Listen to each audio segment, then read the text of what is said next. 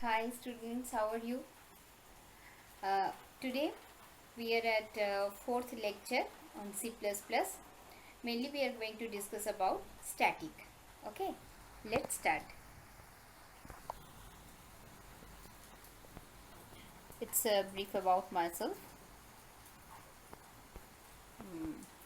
Mainly we are going to discuss the static, which is in three levels: variables, function, or object.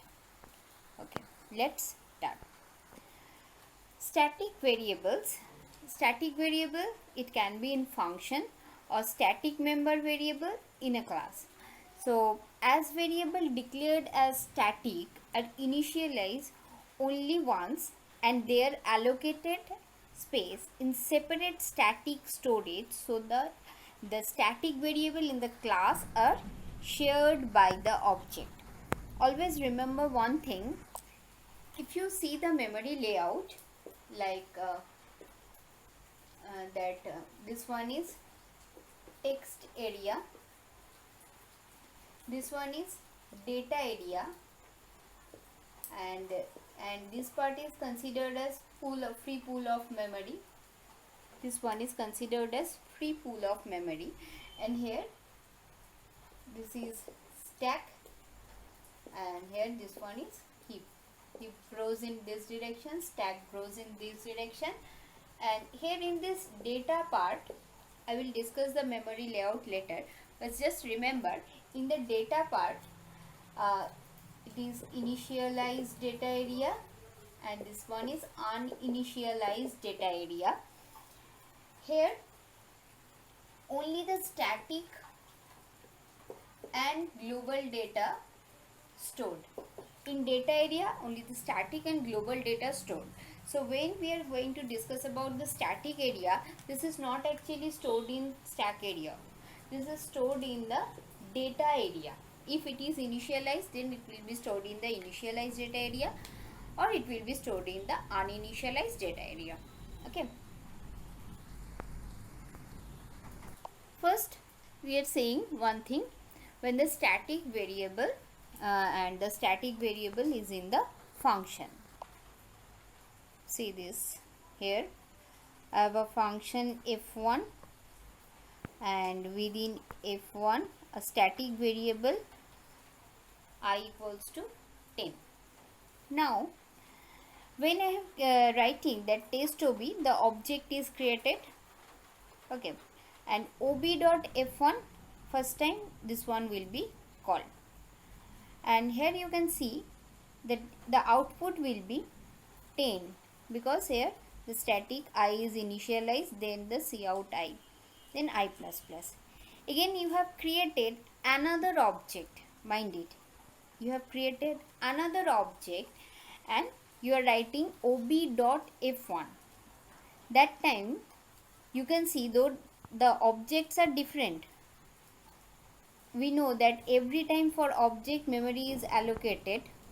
Okay, but though the object is different here, still you will get the result of I as 11. You can try this code. So when the function, when within a function we have a static variable, the static variable will remain in the static data area. I have already write the thing, data area. Either it will be uninitialized or it will be initialized, whatever. Here it is initialized, so it will be in this area.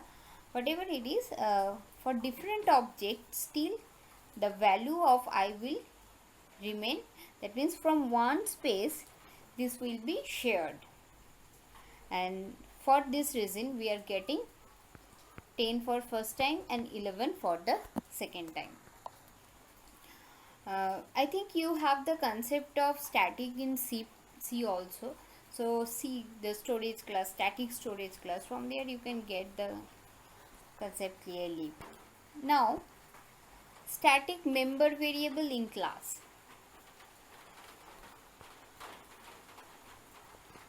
Static member variable, see this, I is static member variable. The first time for this program, here the static is within function, the variable static is within a function, and here this is a static variable, and when it is static variable, this is known as class level variable. That means if we are writing say in type, that time for every object I will be taking separate space. I will take separate space for every object. But if it is static, it will be stored once, and for every object, say for if it is static, it will be stored once, and for every object ob1, ob2, this I will be shared. This I will be shared. Now see this test ob.f1 and ob2.f1. Try this code. I think you will get the result as 10 and 11. So first the example was when the static variable is in the function, and now it is the static is class level variable, and you for initializing this one you have to give the type of the variable, then for which class, that means identify it using the scope resolution operator, then the value of it. Next, static member function. Static function work for the class as whole, not for particular object of a class. Okay. When the function is static, it is actually works for entire class. Just for example, I can give that in Java, maths class functions are static. The concept is it will behave same type for all the objects. The behavior of this one, the functions, will not be changed on objects. If it is behave say xyz for object 1, it will behave same for another one. So here when the function is static, it is the class level function, not the objects. It's you cannot call the function using the object. It is a class level function. I can say you one thing, that if say class A, I don't want to create the object of this class. Say for example, I don't want the object of class A will be created, and for doing this one I have written private constructor. I have defined the constructor within the private access specifier. Okay, and public f1, f2, whatever is written, but when you are going to write int main AOB, so now think what will be the result if you are writing this AOB. You will get an error. Why? Because the constructor is in the private access specifier. Okay, so that's why you are not able to create the object. So you have a question that if I make this as a private, that means in the object of it cannot be created, so what can I do with this kind of class? Is there any relevance of it? In that case, if you have static function, static f1,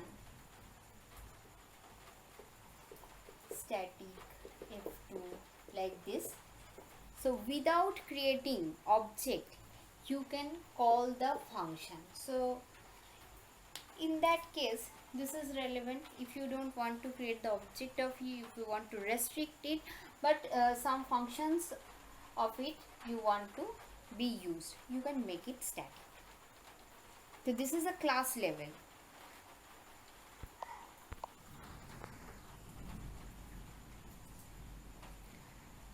So static member function allows to invoke class name, scope resolution operator, then the function name.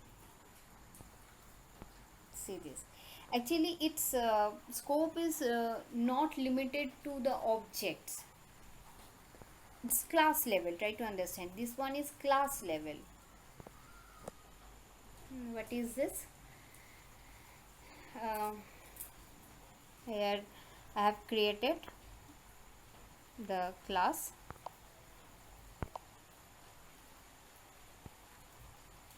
and call the function f1. See here, 2 times it will be called, and that's why you are getting the value 10 and 11. And see, for calling f1 function, no need to create the object. In fact, you cannot able to call the static function using object. Say for example, if I am writing test ob dot f1, this is not allowed. If I am writing that test ob dot f1, this is not allowed. You are not able to call it in this way. The class level. See here, when you are going to use a static member within a static function, static data member within a static function, you can use it directly. But if it is non-static member like this, it is a non-static member I, it's a non-static member, you cannot directly use within the static function. You have to create the object. See, you have to create the object, then you can use it. So when it is a static member, static variable, you can use it directly within the static function. But if it is non-static member, you have to use the object. Through object you can use it, because here it is a non-static member. This is object level, you cannot use it directly. This is the concept. Next, static class object. An object becomes static when static keyword used in its declaration. And static object are initialized using the constructor like the normal object.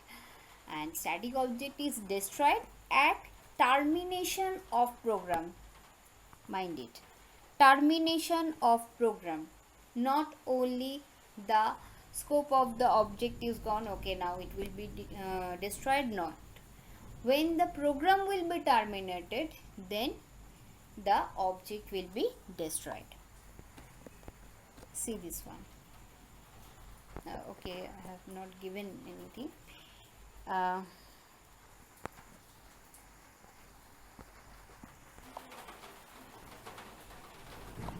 See this example that I have a class A and a constructor, destructor.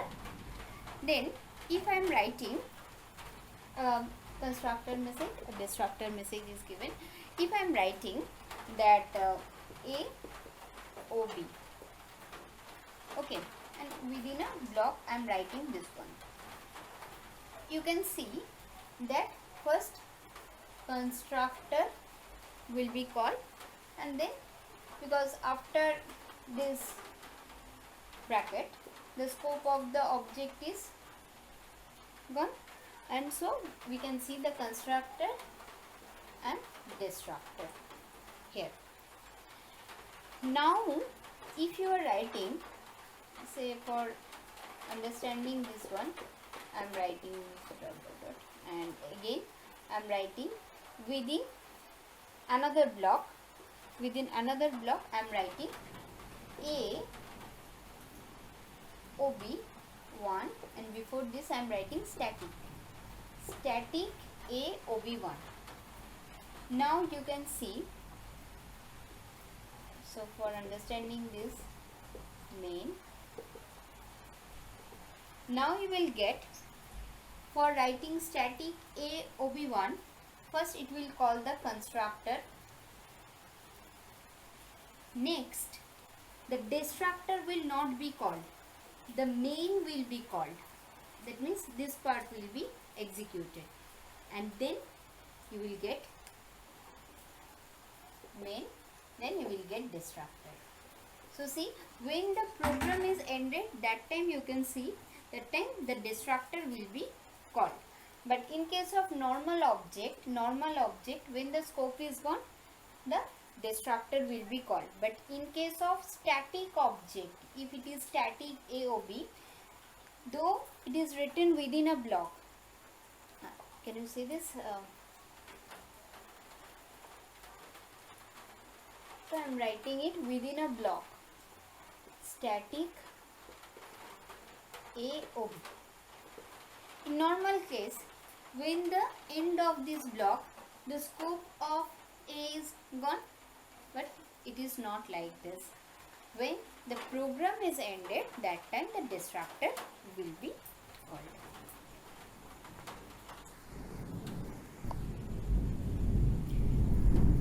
Termination of program.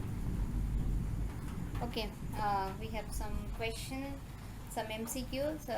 Let's solve this. Here, class A, within this void function 1, function 2, and you are making F2 as inline. Now the question is, F1 is inline, F2 is inline, or F1, F2 both are inline. See one thing, F2 is called in within F1, isn't it? F2 is called within F1.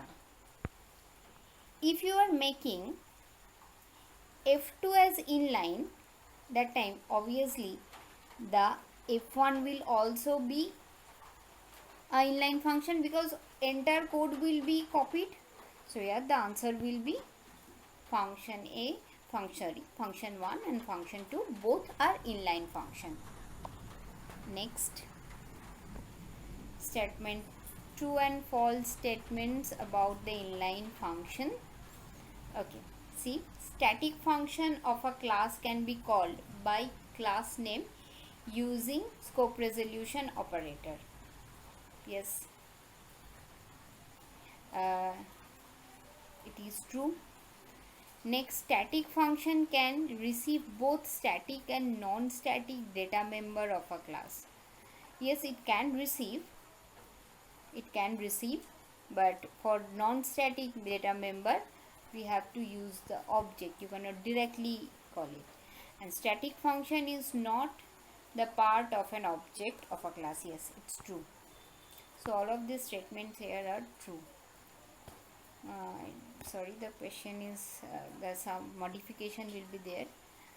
Actually for 1, 2, 3 are true.